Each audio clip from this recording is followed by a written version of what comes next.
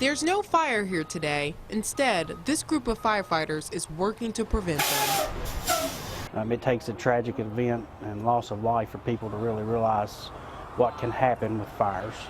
The Winchester Fire Department had their first annual Safety Day today. The event stems a month after a Winchester apartment fire claimed 3 lives. But today was about safety and fun. The fire department came prepared with smoke detectors, safety manuals, food, and even a presentation on electrical safety. It's good for them to know about electrical safety and not to be able to touch the lines and stuff like that. It's really interesting. It's good, really good for the kids to know.